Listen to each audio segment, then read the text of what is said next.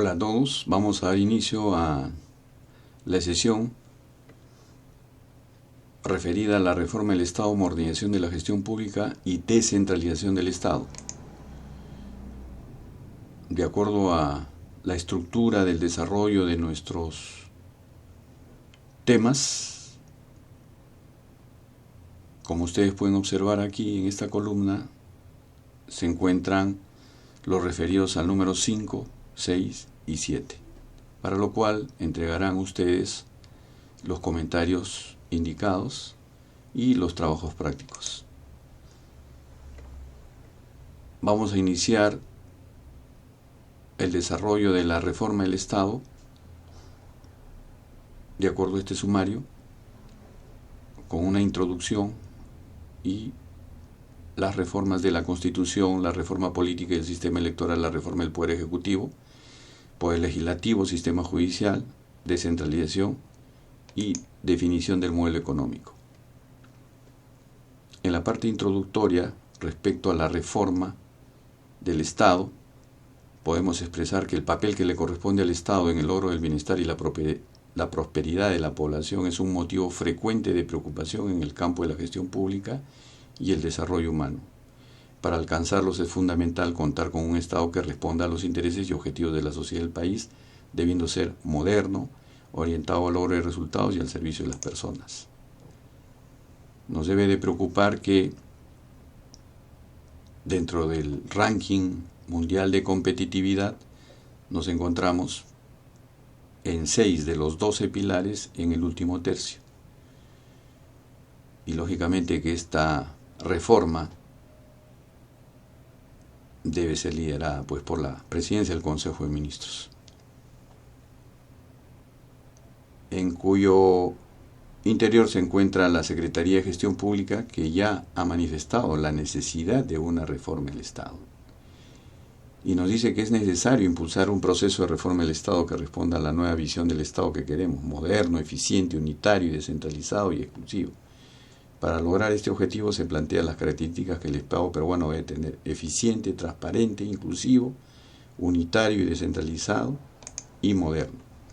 ¿En qué consiste esta reforma? Existen diversas definiciones sobre la reforma del Estado. Sin embargo, podemos coincidir en que tiene un alcance muy extenso, ya que incluye gran cantidad de temas que pertenecen a los ámbitos de política económica, social, administración pública, administración de justicia, política electoral y a la naturaleza del Estado.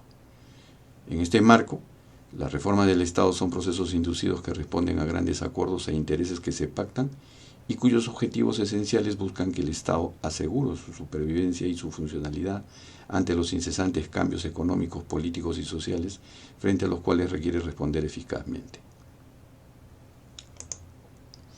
En lo que se refiere a la reforma de la Constitución, ustedes pueden observar cómo es que desde el año de 1823 se han ido materializando reformas hasta el año de 1993. Y esto en realidad es perjudicial, porque no podemos estar permanentemente cambiando la Constitución.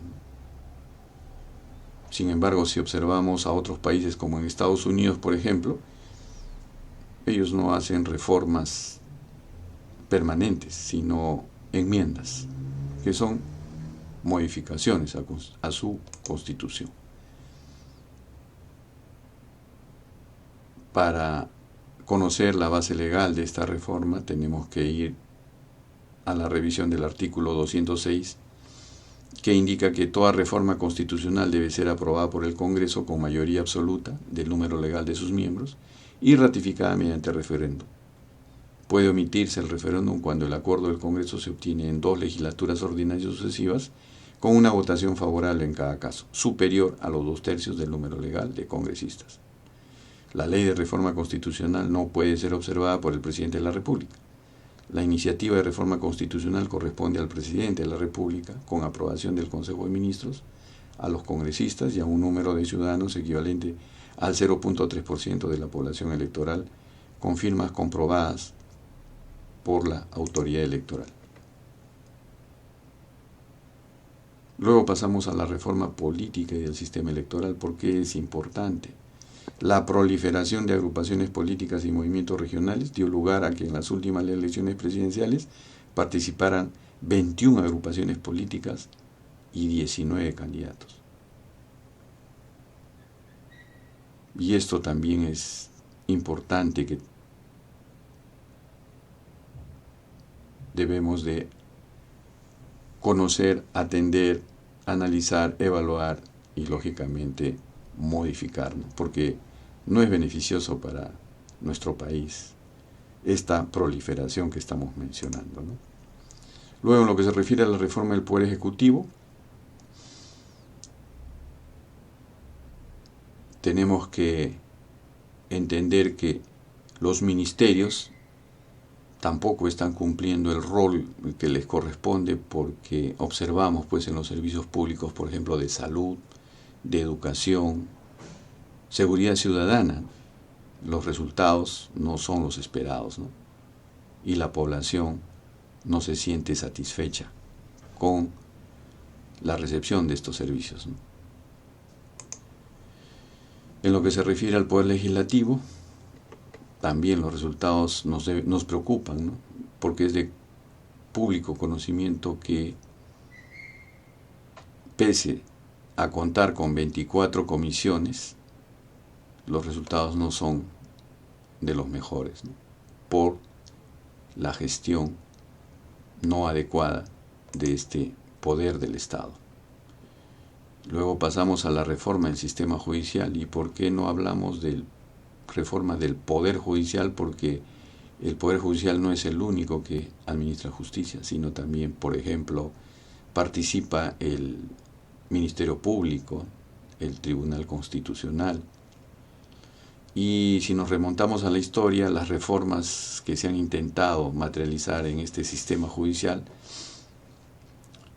vienen desde la época pues de Velasco Alvarado, Morales Bermúdez, García Pérez, Fujimori, Paniagua, Toledo.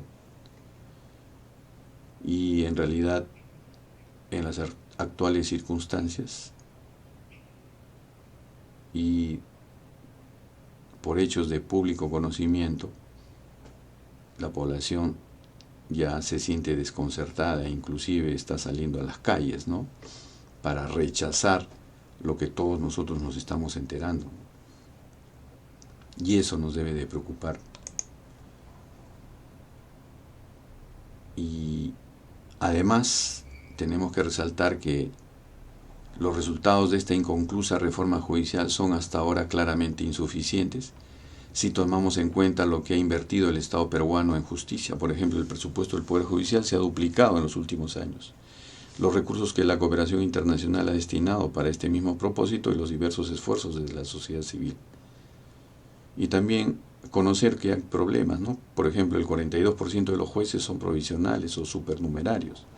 Existe una carga procesal de más de 3 millones de expedientes al año. La demora originado por huelgas y el presupuesto insuficiente. Todo esto hace que este sistema pues no funcione de una manera adecuada, ¿no? En lo que se refiere a la reforma de la descentralización, es importante también este tema porque nos debemos de preocupar por el Perú profundo, ¿no? Los centros poblados, los 10 millones de pobres que viven en zonas de completo abandono, donde no hay presencia de policías, no hay médicos, no hay enfermeras, no hay profesores, ¿no? Y es por eso que urge este tema también, ¿no?, de la reforma de la descentralización. Y terminamos con la definición del modelo económico. ¿Por qué? Porque en el título tercero, régimen económico, capítulo primero, principios generales, artículo 58, economía social de mercado de nuestra Constitución, se considera este modelo, ¿no?, que acá lo tenemos en la parte superior también definido, ¿no?, la economía social de mercado, ¿no?, que en su definición establece que es conocido como el capitalismo social, que es un modelo de economía y sociedad con la meta de crear una economía que desde la base de la competencia combina la libre iniciativa con un progreso social asegurado por la capacidad económica. Y ¿Qué cosa es la economía neoliberal? Apoya una amplia liberalización de la economía, el libre comercio en general y una drástica reducción del gasto público y de intervención del Estado en la economía en favor del sector privado, que pasaría a desempeñar las competencias tradicionalmente asumidas por el Estado. Desde mi punto de vista, los extremos son malos. Es por eso que debemos de definir nuestro modelo económico, ¿no? Ni una absoluta intervención, pues, en la economía por parte del Estado, ni tampoco del sector privado. Debería de haber, pues, una complementación, ¿no? Y es por eso que este aspecto lo tenemos que considerar dentro de lo que significa nuestra constitución política.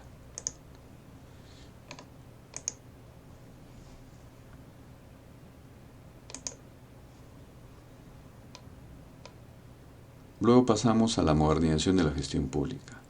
En lo que se refiere a la modernización de la gestión pública, nos tenemos que preguntar qué se quiere lograr. Dar un gran salto. La gestión pública operativa debe pasar de ser una gestión supeditada al proceso presupuestario a estar guiada por la obtención de resultados para los ciudadanos y ciudadanas. Encontrar un punto medio entre la rigidez de un sistema que lleva al incumplimiento y la inacción a uno más flexible hacia el logro de resultados. Y por último, fortalecer el sistema de modernización de la gestión pública. En lo que se refiere al marco conceptual, ¿qué cosa es? Comprende un proceso continuo de mejora con el fin de que las acciones del Estado correspondan a las necesidades y expectativas de la ciudadanía. Implica mejorar la forma en la que el Estado hace las cosas e introducir mecanismos más transparentes y eficientes, enfocarse en mejorar los procesos de provisión de bienes y servicios, entre otros aspectos. Asimismo, llevar a cabo acciones de monitoreo y evaluación para introducir los cambios y ajustes necesarios y con ello mejorar las intervenciones públicas. En el marco jurídico encontramos que existen instrumentos como son la Estrategia para la Modernización de la Gestión Pública, la Política Nacional de Modernización de la Gestión Pública y el Plan de Implementación de esta Política Nacional de Modernización. El ente responsable es la Secretaría de Gestión Pública, que se encuentra dentro de la Presidencia del Consejo de Ministros. Y en lo que se refiere a la estrategia de modernización, podemos indicar de que hay dos ejes, ¿no? El de la política de modernización de la gestión pública y un observatorio de modernización de la gestión pública. Esta política tiene 4 líneas de acción: planificación estratégica operativa, cambios en el marco normativo, mejora en la calidad de los servicios y transparencia. A través de esta estrategia de intervención articulada a nivel descentralizado, se estableció un piloto de modernización desde el año 2013, orientado pues a un Estado moderno, eficiente, unitario, descentralizado e inclusivo. La política, que comprende 3 ejes: gobierno abierto, gobierno electrónico, articulación interinstitucional y 5 pilares: alineamiento de políticas públicas, planes estratégicos y operativos, presupuesto para resultados, gestión por procesos, simplificación administrativa y organización institucional, servicio civil meritocrático y por último sistema de información, seguimiento, monitoreo, evaluación y gestión del conocimiento. La implementación. ¿Por qué es importante esta implementación? Porque hemos mencionado que hay 3 ejes y 5 pilares que han debido de implementarse. ¿En qué etapas? Posicionamiento 2013, desarrollo entre los años 2014 y 2015 y por último la consolidación entre los años 2016 y 2021. La pregunta es, ¿nos encontramos en esta etapa de consolidación o todavía seguimos en el posicionamiento? Luego terminamos con el párrafo 7 referido a la descentralización del Estado.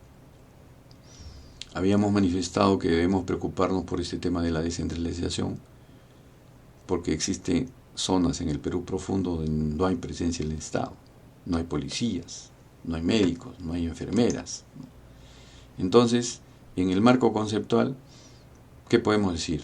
La descentralización del poder y por tanto de la gestión estatal es una política de reforma del Estado que se orienta a alcanzar fines específicos ligados al desarrollo y al bienestar de las personas, así como a la eficacia de la gestión del territorio y democratización del Estado.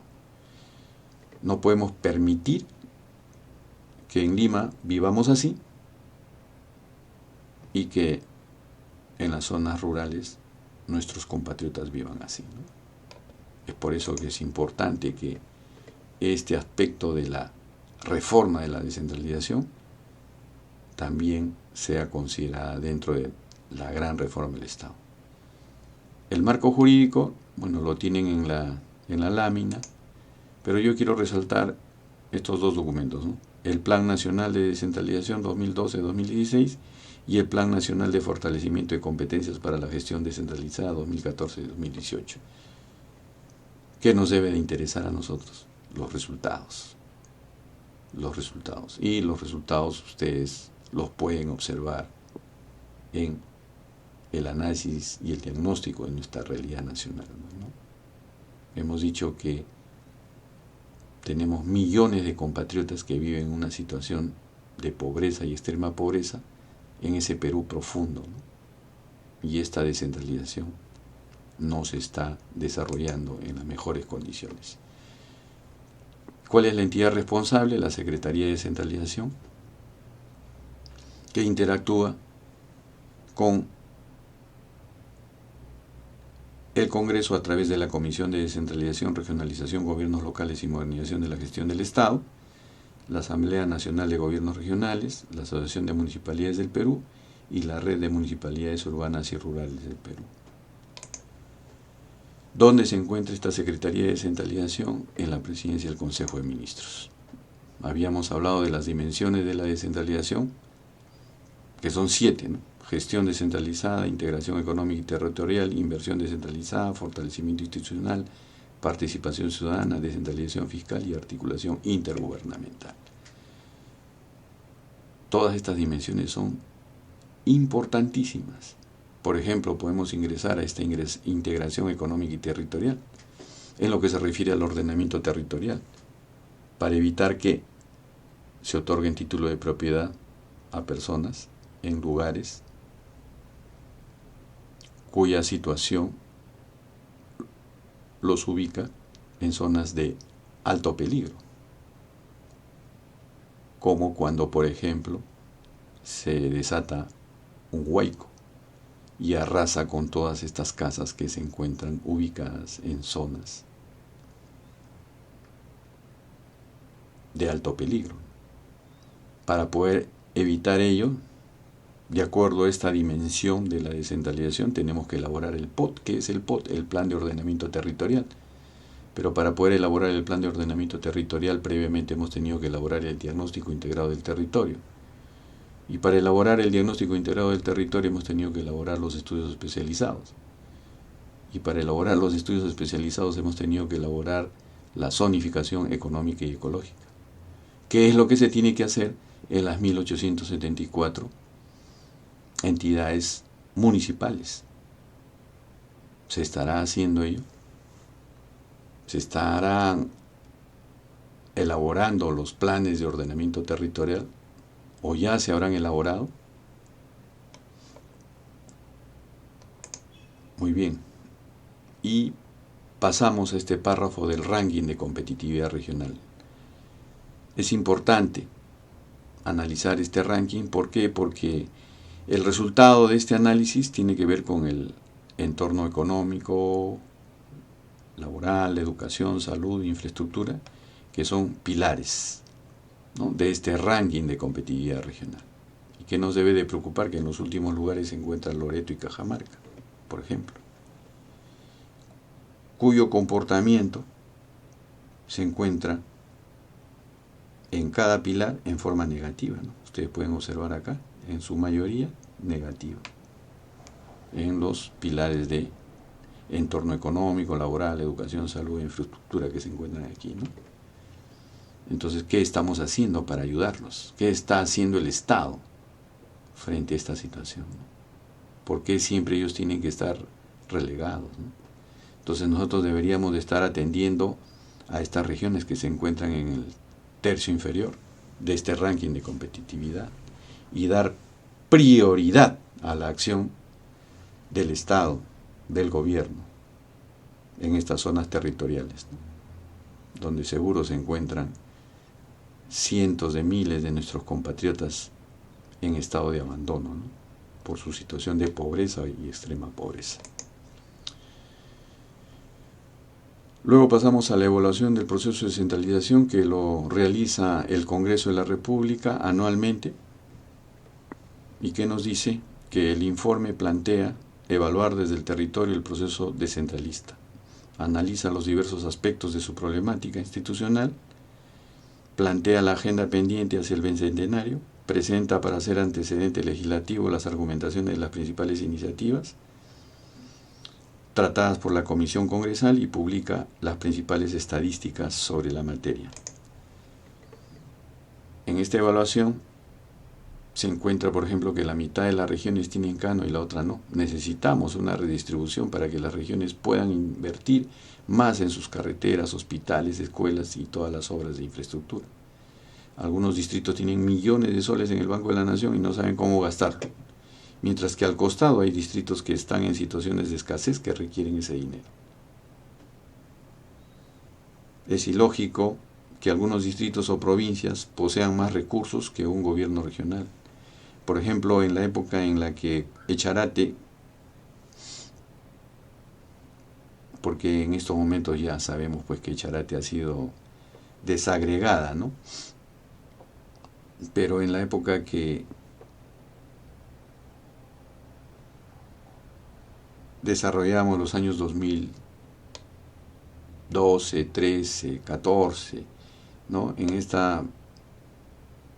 este distrito que corresponde a la provincia de la Convención Cusco, tenía más de 1.000 millones de soles en el banco, ¿no? Sin utilizarlo, ¿no? Entonces este tema de la administración de los recursos en estos gobiernos subnacionales es importante y tiene que ver pues con la descentralización, ¿no? El nudo crítico, la heterogeneidad de las municipalidades versus la normatividad uniformista. Dice, el 62% de las municipalidades tienen menos de 5.000 habitantes y no más de 10 trabajadores municipales. 536 municipalidades reciben el mínimo de 8 UIT y 303 entre 8 a 15 UIT por todo concepto de ingresos. 423 municipalidades financian con el Foncomún más de la mitad de su presupuesto y 1.137 financian un tercio del mismo. La realidad de las municipalidades es más diversa de lo que establece la Ley Orgánica de Municipalidades. Requiere modificación. Y culminamos con los retos. ¿Cuáles son los retos? El liderazgo y la concertación desde el Gobierno Nacional con todos los actores comprometidos con el proceso de descentralización. La promoción de un Estado eficiente con equidad e inclusivo en la provisión de los servicios públicos, además de transparente y honesto. El impulso del fortalecimiento e institucionalidad de los gobiernos regionales y locales, promoviendo proyectos de interés mutuo para sus territorios. Y por último, el fortalecimiento de la Rectoría Nacional Institucional y del órgano conductor del proceso.